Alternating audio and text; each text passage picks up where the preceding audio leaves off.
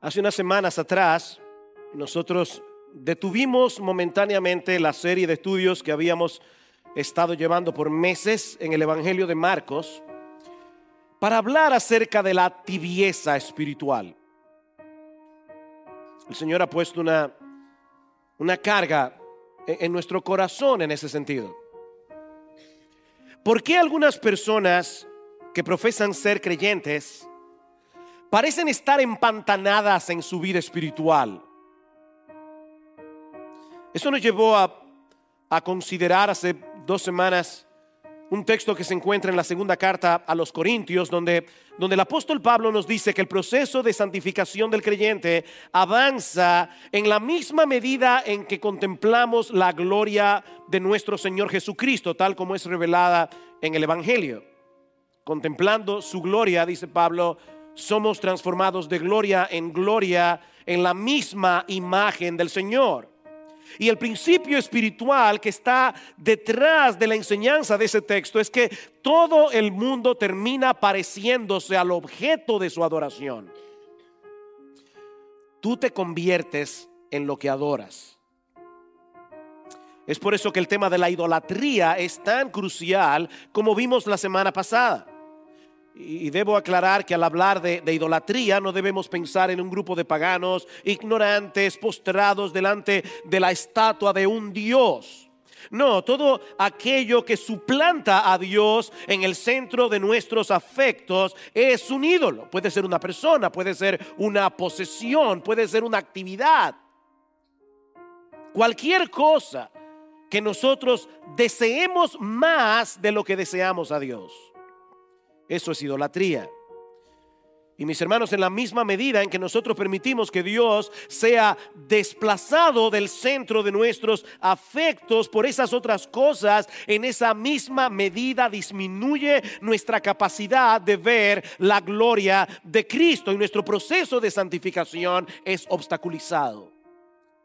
Y sí, estoy hablando de creyentes que estamos luchando con la idolatría. Recuerden lo que veíamos la semana pasada, 1 de Juan 5:21, hijitos, guardaos de los ídolos. Los cristianos tenemos que guardarnos de la idolatría. Es por eso, mis hermanos, que no sirve de nada tratar de cambiar una conducta cuando no estamos lidiando con el ídolo del corazón que está produciendo esa conducta. Estamos tratando con la fiebre, no con la infección. ¿Cuál es el remedio entonces para la tibieza espiritual? Arrepentirnos de nuestra idolatría y volver otra vez a poner nuestros ojos en Cristo como el máximo objeto de nuestra adoración, como el máximo objeto de nuestro deleite, como el máximo objeto de nuestra admiración, de nuestro amor. Arrepentirnos y creer. Mis hermanos, si nosotros queremos seguir avanzando en nuestro proceso de santificación, debemos contemplar la gloria de Cristo. No hay otra forma de hacerlo. Ahora, ¿en qué consiste esa gloria? Hermanos, ¿qué es lo que hace de Cristo el ser más admirable de todo el universo? Bueno, como yo voy a estar concentrado en esa pregunta, vamos a pensar por un momento en la admiración en sentido general. Yo estoy seguro que todos aquí alguna vez han admirado a alguien o admiran a alguien. Cuando nosotros decimos admirar a una persona, usualmente se debe al balance que nosotros vemos en los rasgos más característicos de su personalidad. Es la armonía de sus virtudes lo que suele llamarnos la atención en aquellos individuos que consideramos admirables.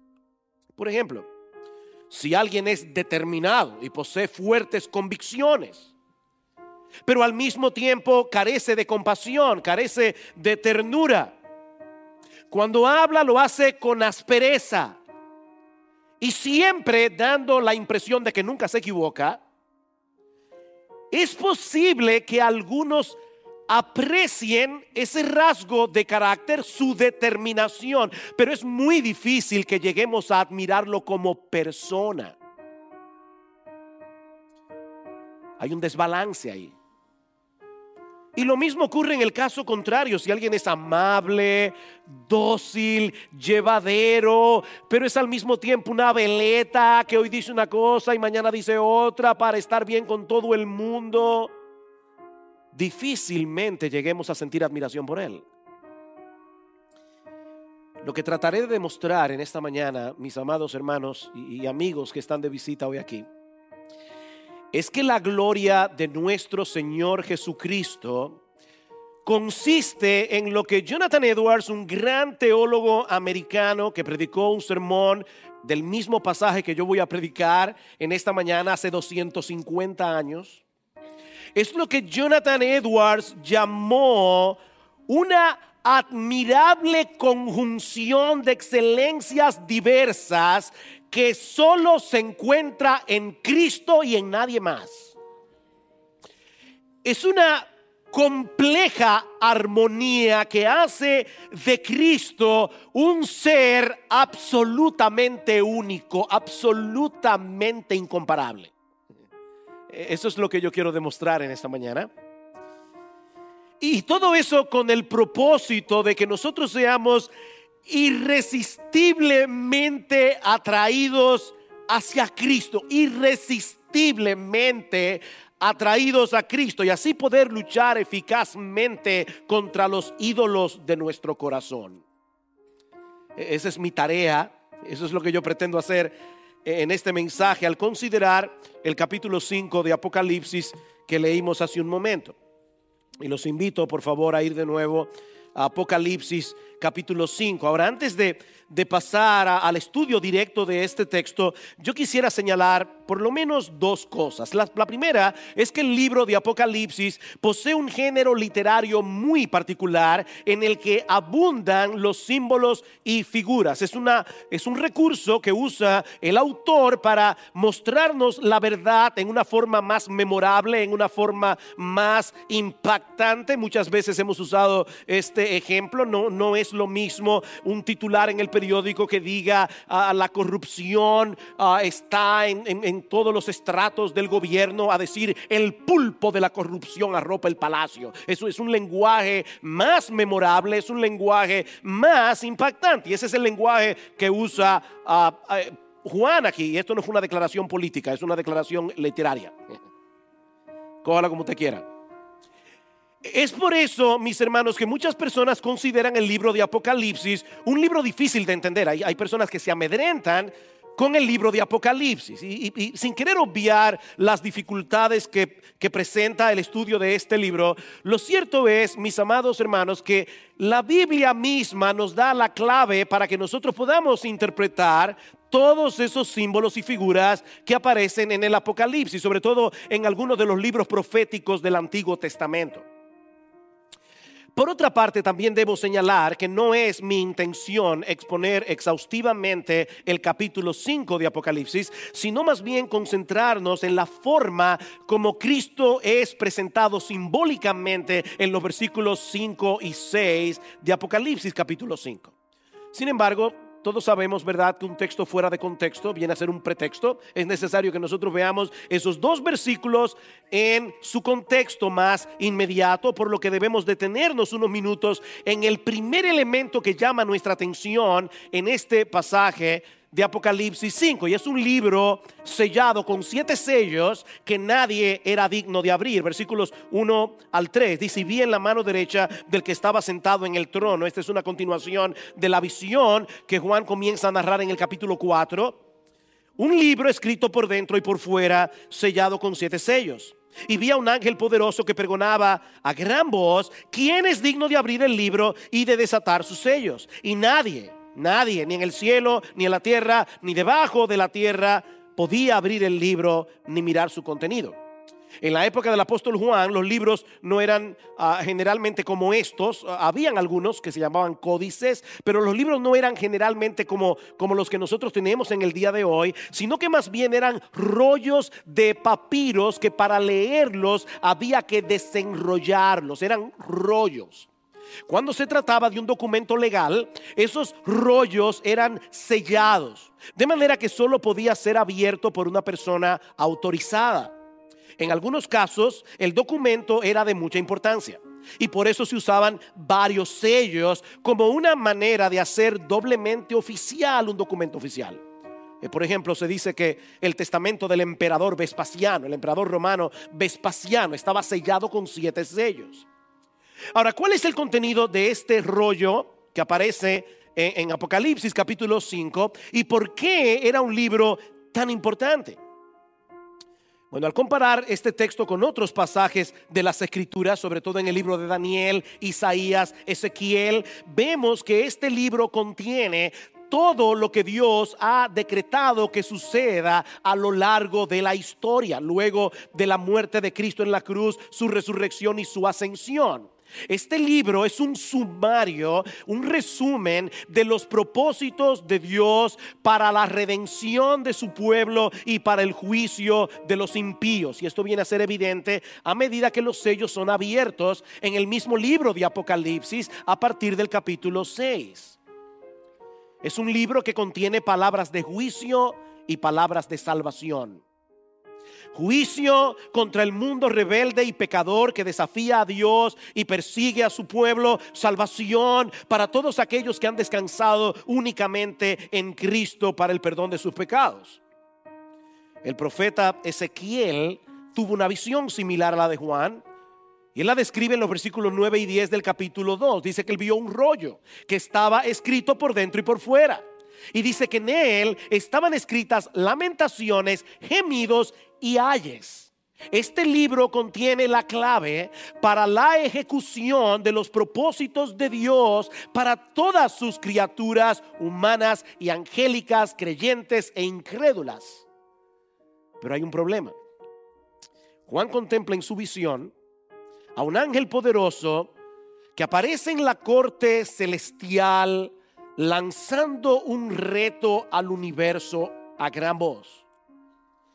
¿Quién es digno de abrir el libro y de desatar sus sellos? En otras palabras, ¿hay alguien en algún lugar del universo que pueda poner en marcha los decretos de Dios para que la historia siga su curso hasta la consumación final en el castigo de los impíos y en el reinado de los justos? ¿Hay alguien que sea lo suficientemente digno como para poder acercarse al trono de Dios, tomar el libro de su mano y desatar sus sellos? Ahora, mis hermanos, no olviden que este es el Dios que es descrito en el capítulo 4 de Apocalipsis, sentado en un trono del cual salían relámpagos, voces y truenos, como cantábamos hace un momento. En otras palabras, estamos hablando de un Dios perfecto en santidad. Estamos hablando de un Dios de majestad terrible. Estamos hablando de un Dios perfecto en justicia. Un Dios al que nadie, absolutamente nadie puede tener acceso sin un mediador. Y Juan nos dice, no había nadie. El ángel lanza el reto y solo hay silencio. No había nadie, ni en el cielo, los ángeles de Dios, ni en la tierra, ningún ser humano, ni debajo de la tierra, como si dijera, ni siquiera vemos en la historia pasada a los que ya han muerto y no hay nadie digno. Nunca lo ha habido. Nadie digno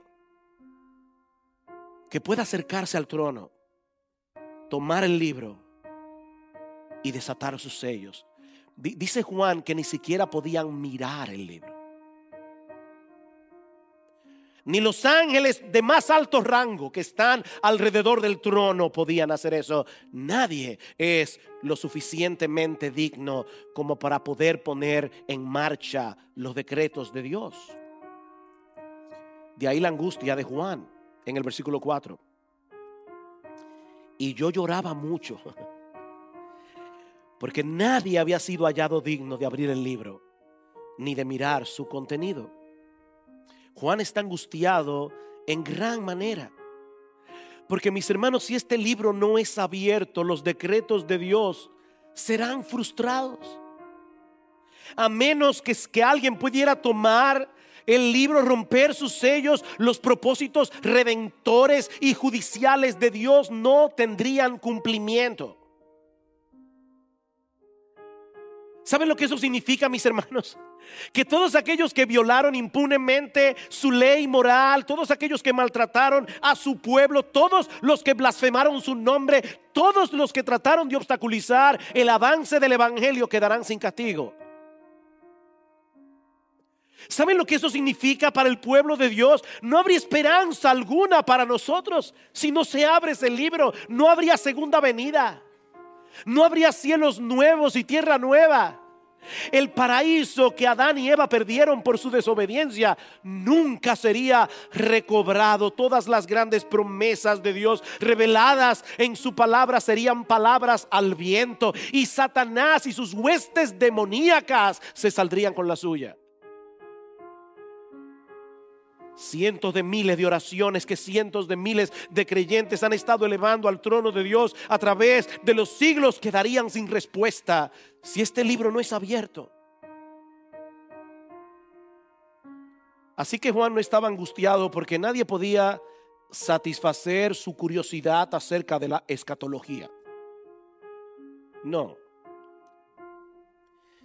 Esta angustia de Juan representa el anhelo de la iglesia de Cristo clamando a través de los siglos: oh Dios, que venga tu reino y que se haga tu voluntad en la tierra así como se hace en los cielos. Este es el lamento de un hombre que quiere ver el triunfo de los planes redentores de Dios.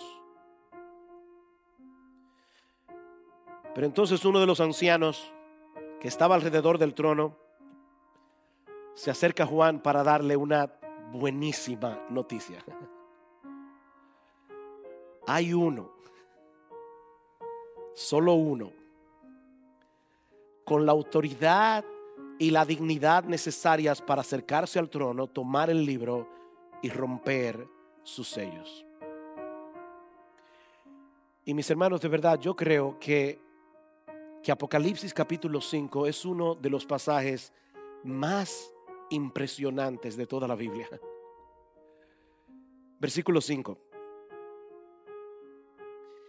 Entonces uno de los ancianos me dijo: no llores. Deja de llorar, es lo que el texto dice. Mira, el león de la tribu de Judá, la raíz de David, ha vencido para abrir el libro y sus 7 sellos. Cristo es el león de la tribu de Judá que ha vencido, y esa es una expresión que hace referencia a la profecía de Jacob en Génesis capítulo 49 versículo 9, donde se compara a Judá cuando Jacob está bendiciendo a sus hijos. Él compara a Judá con un cachorro de león del cual habría de venir el hijo de la promesa. Era a través de Judá que iba a venir el Salvador prometido, Adán y Eva en el huerto del Edén. Fue de esa tribu, de la tribu de Judá, que nació el rey David muchos años más tarde. Y Dios hace un pacto con David y le promete que de su descendencia vendría el Mesías, el que se habría de sentar en su trono. Es por eso que el Señor es reseñalado también aquí como el linaje, la raíz del linaje de David. Ahora, yo no sé si ustedes captaron aquí algo, pero es interesante que Cristo sea señalado de esa manera, porque David antecede a Jesús por más de 1000 años. A Jesús como hombre. Jesús desciende de David en su naturaleza humana. Sin embargo, ¿notaron que en este texto no se describe a David como la raíz de Jesús? Que debería ser lo lógico. Sino a Jesús como la raíz de David. ¿Saben por qué? Porque no es David el que hace grande a Jesús. Es Jesús el que hace grande el linaje de David. El león de la tribu de Judá, la raíz de David, ha vencido y posee la autoridad y la dignidad que se requiere para abrir el libro y desatar sus sellos. Pero entonces Juan dirige su mirada hacia él y en vez de ver a un león, se topa con un cordero. Versículo 6. Miré y vi literalmente en medio del trono, y van a ver por qué ese dato es importante. Vi y miré en medio del trono con los 4 seres vivientes y los ancianos a un cordero de pie como inmolado, que tenía 7 cuernos y 7 ojos, que son los 7 espíritus de Dios. El león de la tribu de Judá es un cordero. Mis hermanos, ¿cómo podemos comparar en la misma persona estas dos figuras simbólicas? Un león y un cordero, porque estas dos criaturas del reino animal son completamente distintas entre sí. Mis hermanos, el león es un animal salvaje que devora a su presa sin piedad. Y ninguna criatura es más fácil de ser apresada por un león que un cordero. El león es carnívoro y depredador por naturaleza. El cordero es un animal doméstico, criado para servir de comida y de vestido. El león representa la fortaleza y la majestad. El cordero representa la mansedumbre y la dependencia. Pero Cristo no es únicamente un león, ni es únicamente un cordero. Él es un león que es un cordero al mismo tiempo. Era eso que se refería Jonathan Edwards al decir que la gloria de Cristo consiste en una admirable conjunción de excelencias diversas. Él es el león de la tribu de Judá que obtiene su victoria asumiendo el papel de un cordero. Vean el contraste. Versículo 5 dice: el león de la tribu de Judá ha vencido para abrir el libro. El león de la tribu de Judá ha vencido. ¿Cómo ha vencido? Versículo 9: cantaban un nuevo cántico diciendo: digno eres de tomar el libro y de abrir sus sellos, porque tú fuiste inmolado. El león venció siendo inmolado. Versículo 12, que decían a gran voz: el cordero que fue inmolado es digno de abrir, de recibir el poder, las riquezas, la sabiduría, etcétera. Es un león que muere como un cordero. Pero Cristo es al mismo tiempo un cordero que tiene la fortaleza y la majestad imperial de un león. Por eso dice en el versículo 6 que este cordero que había sido inmolado, es decir, este cordero fue presentado ante el altar de Dios como un sacrificio. Este cordero fue sacrificado en el altar de Dios por causa de nuestros pecados. Sin embargo, él no estaba allí encima del propiciatorio todo sangrante. Este cordero está en pie en medio del trono, y Juan nos dice que tenía 7 cuernos. A través de las escrituras, y yo no tengo el tiempo ahora para probar con textos cada una de estas cosas, pero a través de las escrituras, en el mismo libro de Apocalipsis, nosotros vemos que el cuerno representa el poder y la autoridad. Poder y autoridad. Y el número 7 representa lo perfecto, representa lo completo. Este cordero que fue inmolado posee todo el poder. Este cordero posee toda la autoridad, de tal manera que algún día todos sus enemigos serán puestos por estrado de sus pies. Capítulo 6, versículo 15. Cuando el cordero abre el 6º sello, dice que los reyes de la tierra y los grandes, los comandantes, los ricos, los poderosos, todo siervo, todo libre, se escondieron en las cuevas y entre las peñas de los montes, y decían a los montes y a las peñas: caed sobre nosotros y escondednos de la presencia del que está sentado en el trono y de la ira del cordero. La ira del cordero. Porque el gran día de la ira ha llegado, y ¿quién podrá sostenerse?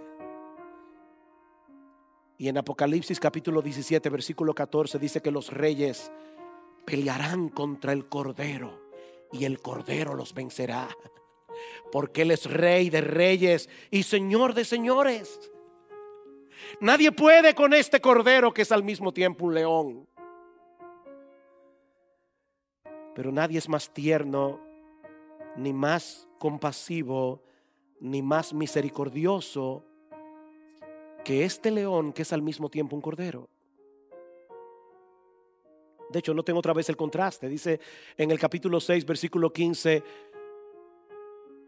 que llegó el día de la ira del cordero. Sin embargo, en el capítulo 7 dice en el versículo 14, y yo le respondí, está Juan preguntando al Señor, dice, yo le respondí, ¿quiénes son estos que han salido de la tribulación? Dice, estos están delante del trono de Dios y les sirven día y noche en su templo, y el que está sentado en el trono extenderá su tabernáculo sobre ellos. Ya no tendrán hambre ni sed, ni el sol los abatirá, ni calor alguno. ¿Saben por qué? Porque el cordero en medio del trono los pastoreará. El cordero del cual se esconden los reyes, los ricos, los poderosos, el cordero tiernamente los pastoreará y los guiará a manantiales de agua de vida, y Dios enjugará toda lágrima de sus ojos.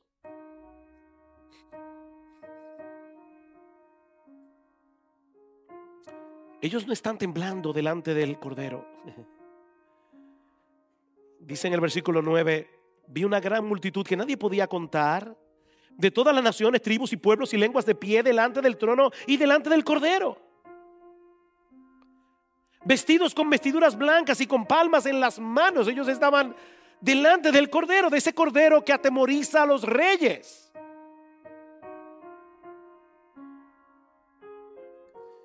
De hecho, en el capítulo 5, y estoy aquí aguantando la tentación para no entrar a estudiar el texto porque no es mi propósito, pero dice que en el versículo 8 dice que los 24 ancianos, cada uno tenía un arpa. Y eso es lo que hace que algunas personas en algunas caricaturas presenten a los creyentes en el cielo, ¿verdad? Saltando de nube en nube con un arpa en la mano. No, en el Antiguo Testamento el arpa era un instrumento muy diferente. El arpa era un instrumento de gozo. Por eso es que en uno de los salmos, dicen los salmos, los creyentes de Judá cuando estaban en el exilio en Babilonia, dice, nos piden que tomemos nuestras arpas y cantemos nuestras canciones. Pero ¿cómo podemos cantar canciones de gozo en el exilio? Pero cuando estemos en el cielo estaremos en nuestro hogar. Así que no te imagines tocando arpa, porque te puede sonar muy aburrido. Mira, si tú quieres ponlo de esta manera, como lo oía a alguien esta semana, vamos a tener un banjo y vamos a estar alabando a Dios con un banjo. Sí, yo sé que el cielo es un lugar de reverencia, es un lugar solemne, pero es un lugar de fiesta porque estamos delante del Cordero.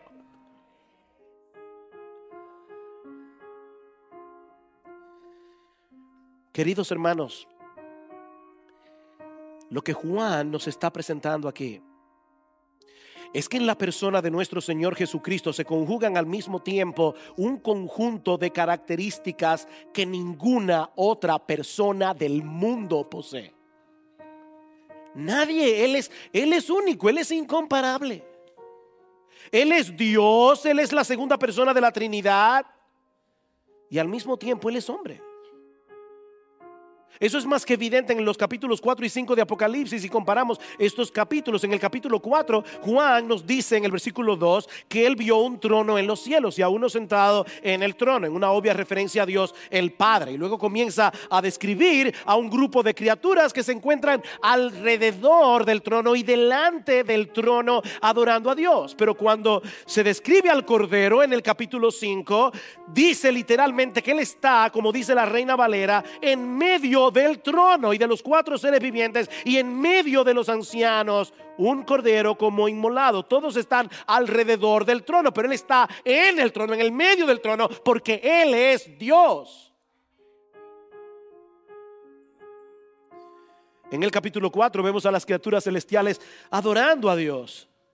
Versículo 8, santo, santo, santo es el Señor Dios Todopoderoso, como cantábamos ahora, el que era, el que es y quien vendrá. Versículo 11 del capítulo 4, Señor, digno eres de recibir la gloria, la honra, el poder, porque tú creaste todas las cosas y por tu voluntad existen y fueron creadas. Pero entonces llegamos al capítulo 5 y encontramos a estas mismas criaturas celestiales adorando al Cordero.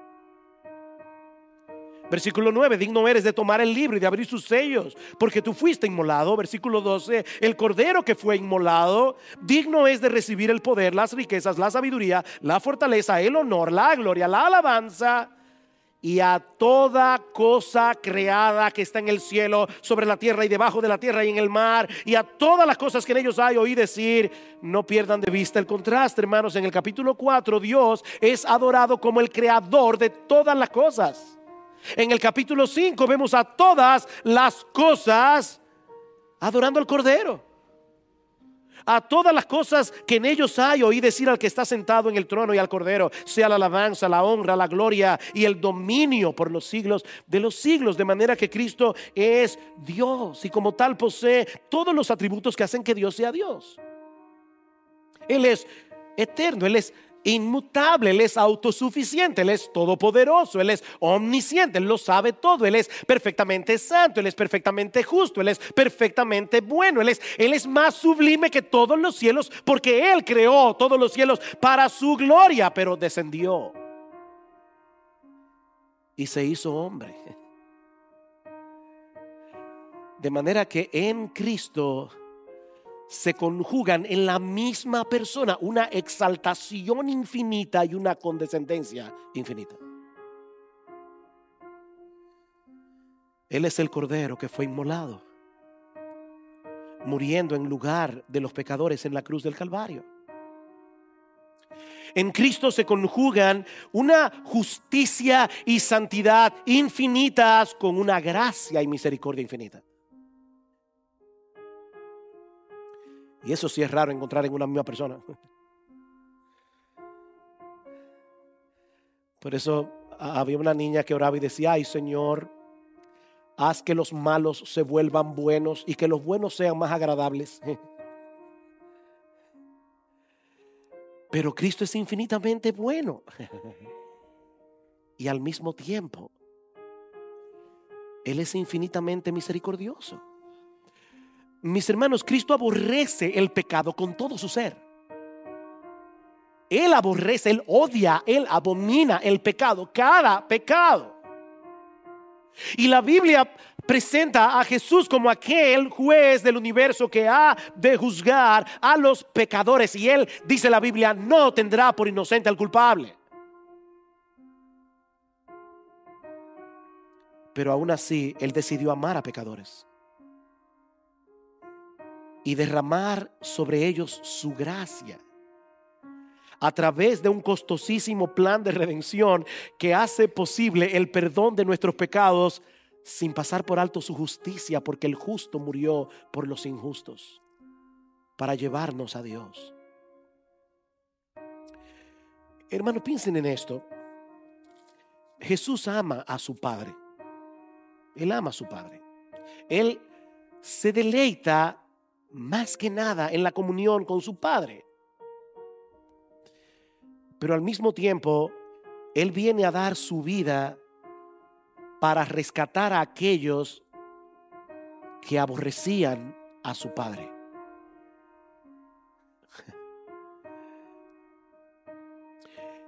Y todo eso por amor a su Padre, porque esa fue su voluntad, pero por amor a nosotros al mismo tiempo. ¿Cómo puede conjugarse en una misma persona tanta santidad, tanta justicia y al mismo tiempo tanta gracia, tanta misericordia, tanta compasión?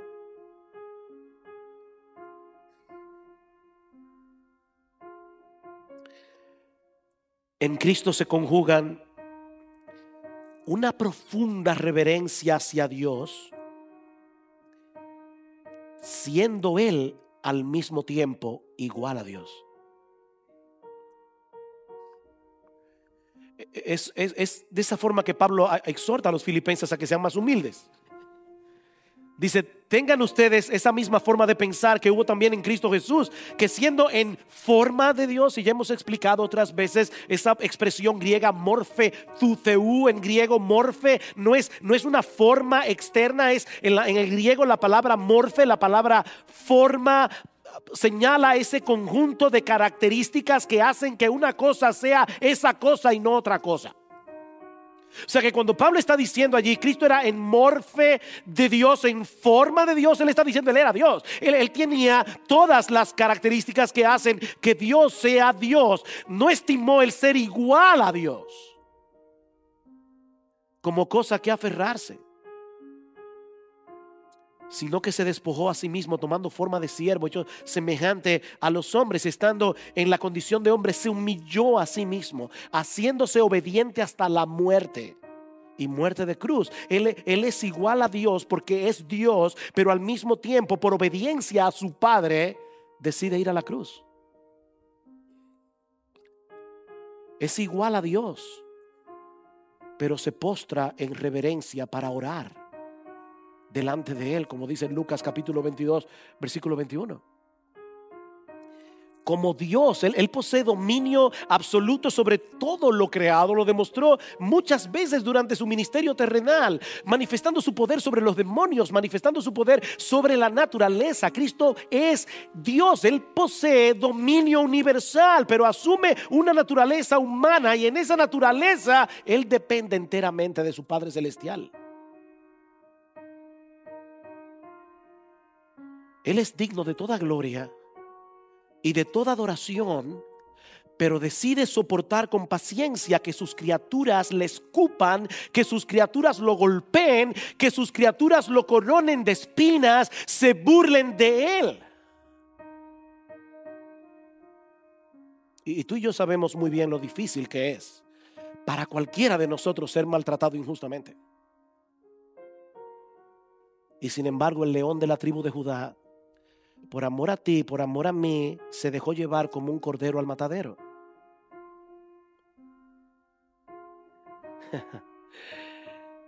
Y al morir en debilidad, obtiene una victoria aplastante sobre todas las huestes del mal. Él gana perdiendo. Me encanta como lo dice Jonathan Edwards. El diablo, por así decirlo, se tragó a Cristo como el gran pez hizo con Jonás, pero fue un veneno mortal para él. Cristo le dio una herida mortal en sus propias entrañas, así que pronto enfermó por causa de su bocado y se vio obligado a hacer con él lo que el gran pez hizo con Jonás. La tierra tuvo que vomitarlo, la tumba no lo pudo retener. Y dice Edwards, y hasta el día de hoy el diablo continúa padeciendo la enfermedad que le produjo aquello que en aquel momento se tragó como una presa. Wow. El león de la tribu de Judá obtiene su victoria haciendo el papel de un cordero. Él es majestuoso y manso al mismo tiempo. Tiene suficiente sabiduría como para confundir al más sabio de los hombres, y no tiene ningún problema en recibir a los niños y bendecirlos. Sus riquezas no tienen límites, y sin embargo entre sus escogidos no hay muchos poderosos ni muchos nobles, como dice Pablo en 1 Corintios 1:26. Él escogió a los pobres de este mundo para hacerlos ricos en fe. O como dice el autor de la carta a los Hebreos, él no se avergüenza de llamarnos sus hermanos. A nosotros, ¿verdad? A tal punto que nos escogió para unir nuestras vidas con la suya por los siglos de los siglos.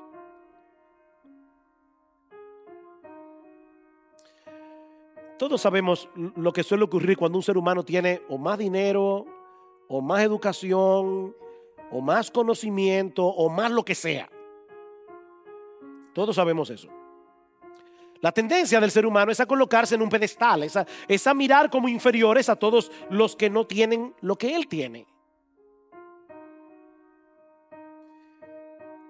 Pero nuestro Señor Jesucristo, que es el más grande, no tiene inconveniente en asociarse con los más débiles y con los despreciados de este mundo.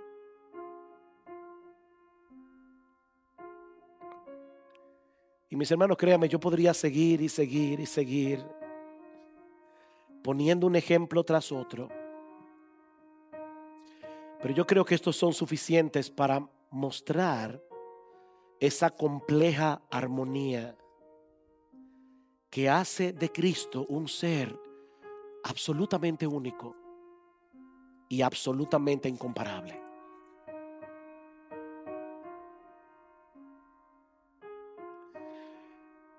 Todos los que me conocen saben que yo odio los clichés. O sea, las frases de tarjeta de Hallmark. Ok.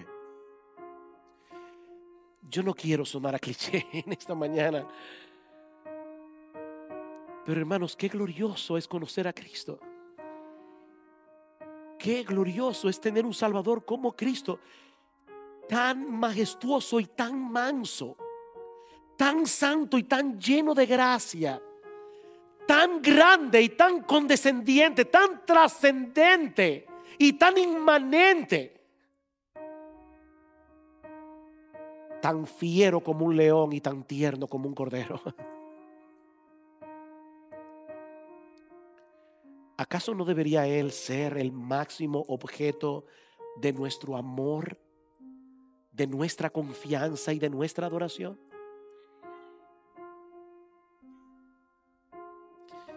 Escuchen otra vez los versículos 9 al 14. Digno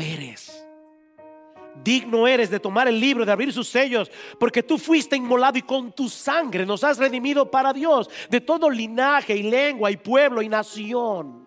Y nos has hecho para nuestro Dios reyes y sacerdotes y reinaremos sobre la tierra. Mi hermano, tú oíste bien. Yo no sé en qué casa tú vives, pero dice aquí que reinaremos sobre la tierra. Nos sentaremos en su trono. Él nos va a sentar en su trono. Y miré y oí la voz de muchos ángeles alrededor del trono y de los seres vivientes y de los ancianos, y su número era millones de millones, que decían a gran voz: el Cordero que fue inmolado es digno de tomar el poder, las riquezas, la sabiduría, la fortaleza, la honra, la gloria y la alabanza, y a todo lo creado que está en el cielo y sobre la tierra y debajo de la tierra y en el mar.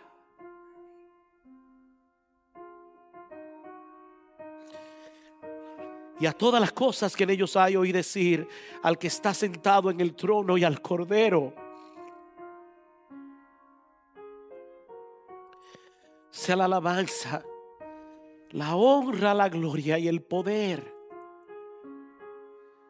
por los siglos de los siglos.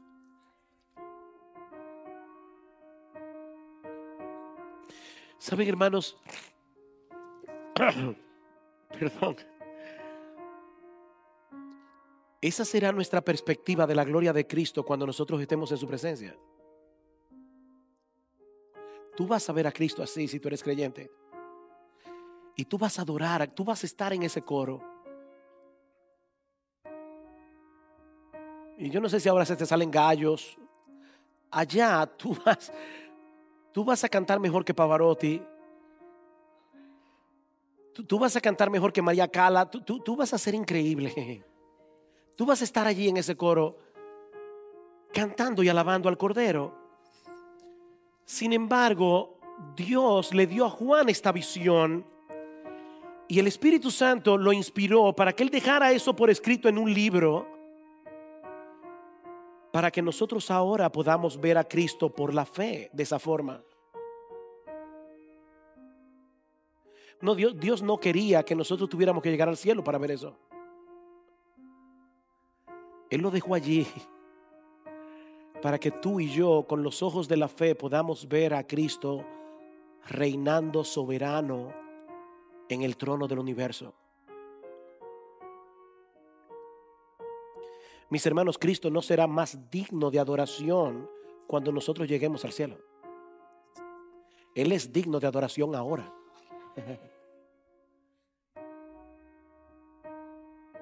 Y ahora tú eres parte de ese pueblo que Él compró para Dios con su sangre.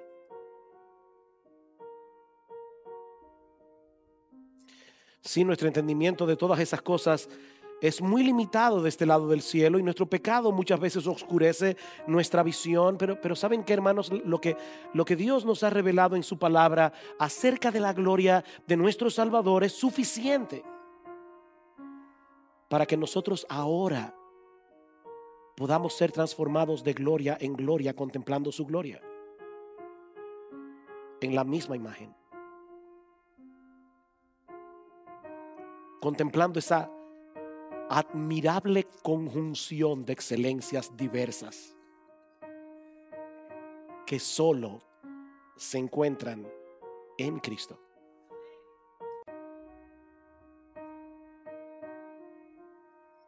Mi hermano, Él es el Salvador que nosotros necesitamos en todo. Él posee la fortaleza y la majestad de un león, que seguro nos hace sentir eso. Pero Él no nos amedrenta, porque Él posee también la ternura y la gracia de un cordero. Los que han leído las crónicas de Narnia recordarán seguro esa conversación entre Lucy y el fauno, cuando le dice, pero ¿por qué Aslan no viene? Y dice, es que Aslan no aparece cuando tú quieras. Él es un león que no puede ser domado. Y sin embargo, la niña se acerca y le acaricia la melena.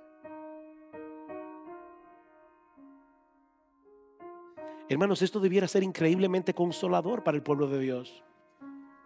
Nuestro Señor Jesucristo está sentado en el trono. Él está llevando a cumplimiento los decretos del Dios soberano para la gloria de su nombre y para el bien de su pueblo. Es sobre esa base que Él nos manda a ir a hacer discípulos a todas las naciones. Muchas veces cuando leemos la Gran Comisión cometemos el error de empezar en el versículo 19, pero la Gran Comisión comienza en el versículo 18. Toda autoridad me ha sido dada en el cielo y en la tierra, por tanto id y haced discípulos. Las puertas del Hades no van a prevalecer contra la iglesia. El diablo no podrá retener a sus cautivos si fueron escogidos desde antes de la fundación del mundo por nuestro Dios soberano. No podrá retener los cautivos.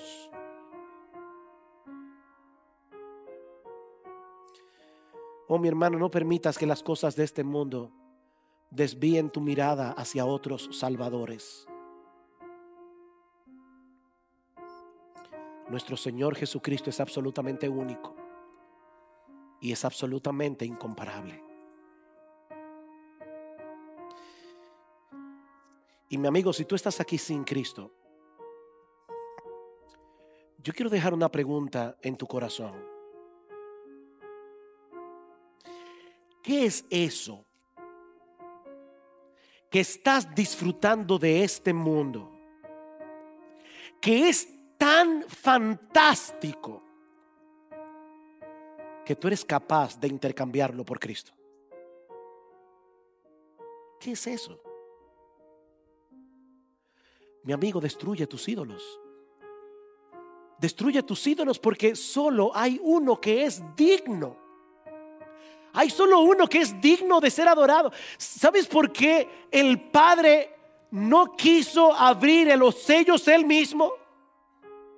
¿No te preguntaste eso? El Padre tenía el libro en la mano. ¿Por qué tenía que venir alguien para abrir el libro? Porque si el Padre lo abría sin un mediador,